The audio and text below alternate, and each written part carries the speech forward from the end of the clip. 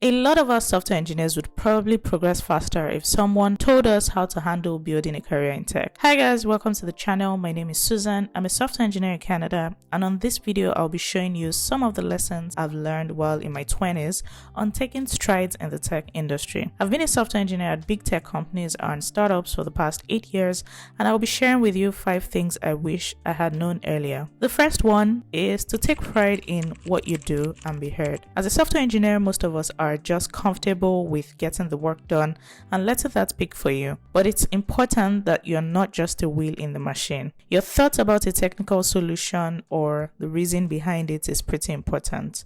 The code you write directly impacts what your customers see and experience. So don't be afraid to voice your opinions and thoughts in product and design discussions. You were literally hired for your expertise. So make sure to build what is best for your users. For example, if you agree with a design decision or you disagree, share your thoughts, share any issues or misunderstanding you have. Suggest alternatives if you have some in mind as well. As an introvert and female engineer, I initially found it hard to share my thoughts and suggestions, but I discovered other people in my team were dealing with imposter syndrome as well, and they found a way to have a voice. So not talking or voicing out my thoughts was not helping me to get ahead in any way, and it wasn't something I did not have control over. By practicing and speaking even when uncomfortable, I was able to develop this part of myself and got used to doing it more often. The second lesson is promotions are not always earned. As software developers, most of us are not open to speaking or having money conversations. Some people would actually prefer to just leave the job just to avoid talking about it. A good negotiation tactic, though, could be getting an offer first from a different company and negotiating at your current company based on that offer. One key thing, however, that I've learned is that you need to show up and advocate for yourself. You need to be vocal about what you're doing and how much value you're bringing. Most people like to be modest and not talk about these things, but sometimes you need to do the exact opposite. Keep track of your achievements at work and bring them up when it is appropriate.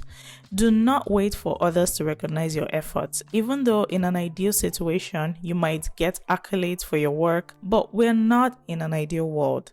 And that's why you don't need to always wait to get recognition for your work. See value in your work, showcase what you do, and when it comes up to have conversations about increase in salary or promotion, you should be bringing stuff like this up. The worst you'll get is a no, but you don't get what you don't ask for. The fact that you get a no does not mean that your work doesn't count or is not valuable.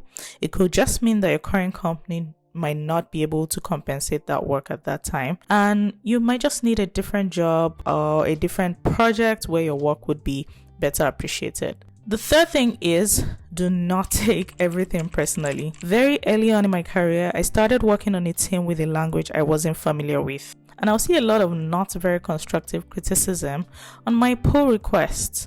It actually made me feel really bad, and if I had a mentor, maybe I'd have known not to take it personally. I learned to be open to feedback and recognize it as an opportunity for growth. Now, keep in mind, the sum total of who you are is not just your code. It's something that you do, and the fact that you're deficient in knowledge now doesn't mean that you're a failure or that you'll never be better. Another thing related to this is when your teammate is disrespectful to you. This is something you want to address professionally, and you don't necessarily need to be aggressive, but you can just let them know you don't like to be treated in a particular way or spoken to in a certain way. Sometimes this kind of conflict could be as a result of cultural difference, and other times it could just be that they are weird or mean.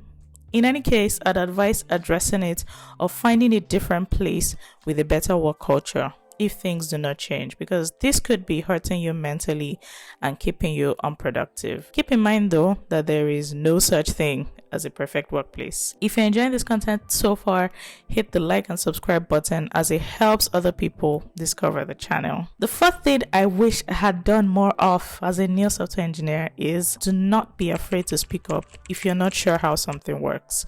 When you start out as a junior developer, you do not know what question is stupid, so sometimes you just try to hide and you don't ask questions and you try to do research yourself. Now, while it's good to take time to do research and figure out stuff yourself, there are times it would save you way more time if you just ask someone that knows it better or has had more experience. They could point you to helpful resources or share answers you might need, and you wouldn't have to spend 5 hours debugging a simple syntax issue.